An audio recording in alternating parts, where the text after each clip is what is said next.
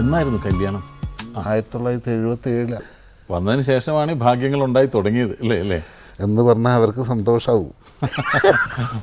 കല്യാണം ആലോചിക്കുമ്പോൾ അതിന് മുമ്പ് അറിയില്ലല്ലോ, കല്യാണത്തിന് മുമ്പ് പരിചയമില്ല, ചങ്ങരേട്ടൻ പരിചയമുണ്ടോ? പരിചയമുണ്ട്, അറിയുമായിരുന്നു. പ്രേമവിവാഹമായിരുന്നു. എന്നോട് ഇങ്ങോട്ടുണ്ടായിരുന്നു എന്നാണ് എൻ്റെ വിശ്വാസം. അതെ അതെ രണ്ടും ഉണ്ടാവില്ല.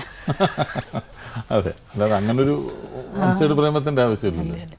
ഞാൻ താമസിച്ചിരുന്നത് ഭാരതിയുടെ അമ്മാവൻ്റെ വീട്ടിലാണ്. അദ്ദേഹം വലിയൊരു ചെണ്ടക്കാരന് കിട്ടും. ഭാരതിയുടെ അമ്മാവൻ്റെ വീട്ടിൽ താമസിക്കാനുള്ളതല്ല ഉദ്ദേശം. അദ്ദേഹം തൃക്കണ്ടിയൂർ നാരായണമാരാന്ന് പറഞ്ഞിട്ട് കോട്ടക്കൽ കുട്ടന്മാരാശാൻ്റെ സമകാലീനായിട്ട് ഉള്ള ഒരാളായിരുന്നു. അപ്പോൾ അദ്ദേഹത്തിന് എന്നെ സ്വതവേ താല്പര്യം. അങ്ങനെയാണ് ഞാൻ ആ വീട്ടിൽ താമസക്കാരനായത്. അപ്പോൾ ഭാരതിയുടെ അമ്മാവനുമാണല്ലോ. അത് പിന്നെ ക്രമേണ ഞങ്ങളിങ്ങനെ കാണലും അതൊരു താല്പര്യമായിട്ട് മാറി. അങ്ങനെ ഈ ആദ്യം ഈ കാണുകയും ഈ മേളക്കാരനെ കാണുകയും ഇഷ്ടപ്പെടുകയൊക്കെ ചെയ്യുമ്പോൾ ഇതൊരു കല്യാണത്തിൻ്റെ ലെവലിലൊക്കെ വരുമെന്ന് വിചാരിച്ചിരുന്നു, അല്ലെങ്കിൽ അങ്ങനെ ആഗ്രഹിച്ചിരുന്നു? ഇല്ല, ആദ്യമൊന്നും അങ്ങനെ ഒരു വിചാരം.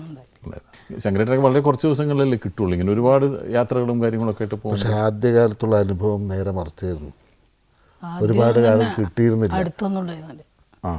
കഴിഞ്ഞ ഉടനെ തന്നെ അങ്ങനെ അടുത്തായിട്ടൊന്നും ഒപ്പം അങ്ങനെ താമസമൊന്നും ആയിട്ടുണ്ടായിരുന്നില്ല. ശരി. അങ്ങനെ പരിപാടിക്ക് ഈ ഭാഗത്ത് തന്നെയാണ് അധികം. പാലക്കാട് താമസമൊക്കെ ഇപ്പം തന്നെയാണ് കേട്ടോ. അല്ല, താമസം പലപ്പോഴും പല സ്ഥലത്തും പല ഒരു മാസം കൂടുമ്പോൾ 2 ആഴ്ച കൂടുമ്പോൾ ഒക്കെ വീട്ടിലെത്താറുണ്ടായിരുന്നു. ചിലപ്പോൾ 6 ദിവസം കഴിഞ്ഞാൽ 1-2 ദിവസമേ ഒഴിവുണ്ടാവുള്ളൂ. ഒരു ദിവസം കഴിഞ്ഞ് വന്നാൽ തന്നെ പിറ്റേ ദിവസം ആദ്യം പോവും. അങ്ങനെയൊക്കെ തന്നെ. മക്കളും ഈ മേഖലയിലേക്ക് തന്നെയല്ലേ വരുന്നത്? ഇപ്പോൾ ശ്രീകാന്തും ശ്രീരാജും ഒക്കെ അല്ലേ അറിയപ്പെടുന്ന മേളക്കാർ തന്നെയാണ് അല്ലേ? അവർ മേളക്കാർ തന്നെയാണ്.